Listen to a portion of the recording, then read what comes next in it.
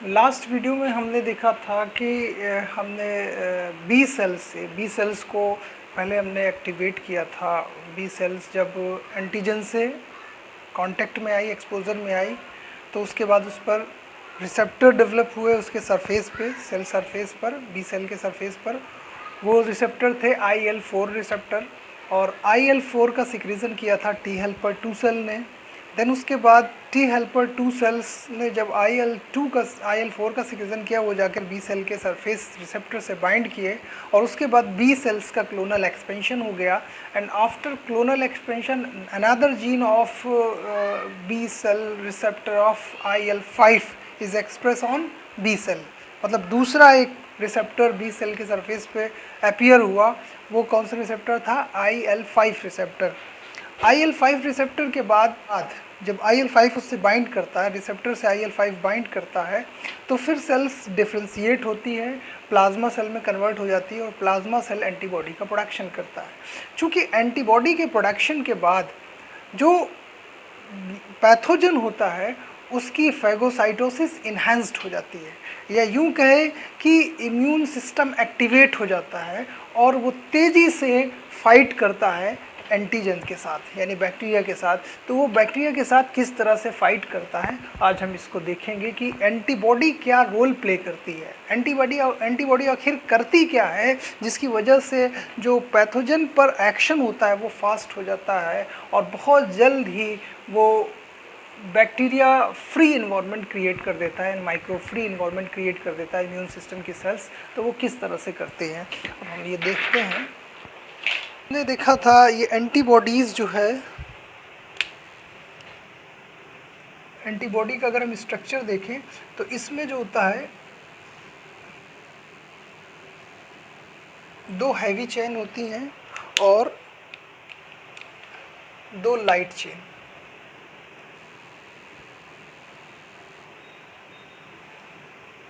दो heavy chain और 2 light chain होती हैं, और ये चेन आपस में डाइसल्फाइड बॉन्ड से जुड़ी होती हैं। यानी यहाँ पर डाइसल्फाइड बॉन्ड है, डाइसल्फाइड बॉन्ड से हैवी चेन लाइट चेन जुड़ी हुई है, और उसके अलावा यहाँ पर भी डाइसल्फाइड बॉन्ड है जिससे ये हैवी चेन आपस में जुड़ी हुई हैं। तो ये जो एंटीबॉडी है, ये एंटीबॉडी का स्ट्रक्चर है। एंटीबॉडी के स्ट्रक्चर में जो ये रीजन है,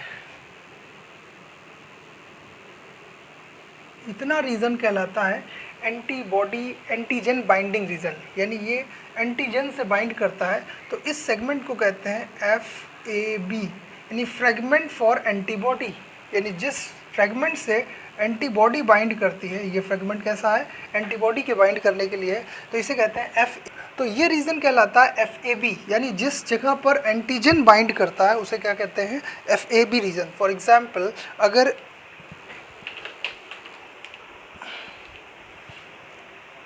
सपोज ये एक एंटीजन है,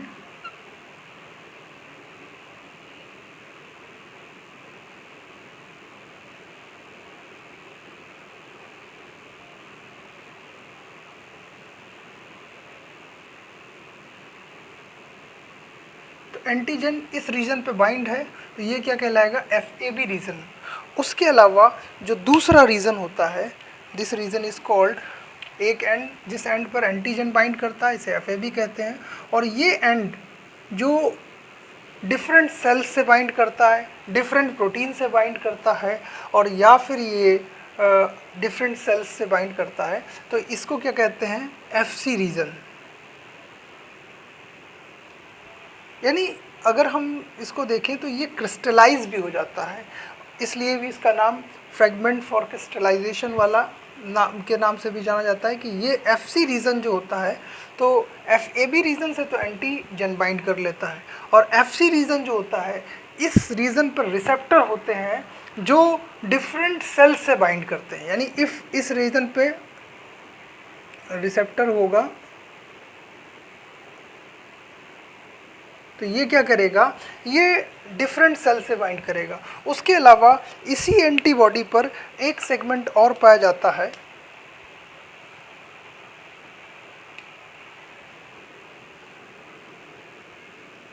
यहाँ पर ये रीजन जो होता है यहाँ पर कॉम्प्लीमेंट प्रोटीन बाइंड करती है, यानी ये पोर्शन जो होता है ये कॉम्प्लीमेंट प्रोटीन के बाइंडिंग के लिए होता है, और ये रीजन जो होता है ये सेल्स के बाइंडिंग के लिए होता है, जैसे T cells B cells bind कर सकती हैं, टी सेल्स बाइंड कर सकती हैं, मैक्रोफेज न्यूट्रोफिल्स बाइंड कर सकती है, मास्ट सेल्स बाइंड कर सकती है, कोई भी इस एंटीबॉडी से बाइंड कर सकती है। तो अब ये जो एंटीबॉडी का प्रोडक्शन किया है ये बी सेल ने किया है, बी सेल की प्लाज्मा सेल ने जो एक्टिवेट हुई थी, और हमने देखा था कि बी सेल की प्लाज्मा सेल 1 सेकंड में 1000 एंटीबॉडी का प्रोडक्शन कर रही थी। तो अब जैसे ही माइक्रोब्स हमने देखा यहाँ बैसिलस बैक्टीरिया थे, उसकी बॉडी पर उसके सरफेस पर ये एपिटोप पाए जा रहे थे जो एंटीजेनिक डिटर्मिनेंट है। इसी एपिटोप के अगेंस्ट बी सेल ने एंटीबॉडी का प्रोडक्शन किया था, तो ये एंटीबॉडी इसका कॉम्प्लीमेंटरी है। तो जैसे ही ये एंटीबॉडी बहुत मैसिव अमाउंट में ब्लड के प्लाज्मा में मौजूद है, अब ये क्या करेगी, जा करके फ्री एंटीजन जो ब्लड में घूम रहा है या लिम्फ में है या कहीं पर भी है, तो उस एंटीजन से बाइंड कर जाएगी।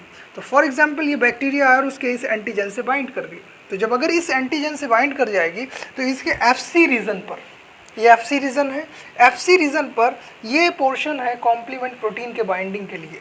तो यानी इस रीजन पर कॉम्प्लीमेंट प्रोटीन C1 बाइंड कर जाएगी, और जैसे ही C1, चूँकि ये C1 प्रोटीन जो है, ये सारी कॉम्प्लीमेंट प्रोटीन जो है इनका प्रोडक्शन करता है लीवर, तो ये कॉम्प्लीमेंट प्रोटीन C1 इससे बाइंड करती है, और जैसे ही ये बाइंड करती है ये C4 प्रोटीन को अब एक्टिवेट करती है। C4 प्रोटीन जो है C4A और C4B में ब्रेक हो जाती है, C4B इसके साथ बाइंड हो जाती है एंड देन C4B एक्टिवेट होती है, तो C2B को एक्टिवेट करती है, C2A बाहर निकल जाता है। ऐसे ही C3B को एक्टिवेट कर दे, C3 को एक्टिवेट करती है C3B में, और C3A निकल जाता है। ये सारी ये तीनों प्रोटीन C5B कन्वर्टेज कहलाती हैं, और ये क्या करती हैं, C5 प्रोटीन को भी एक्टिवेट करती हैं C5B में।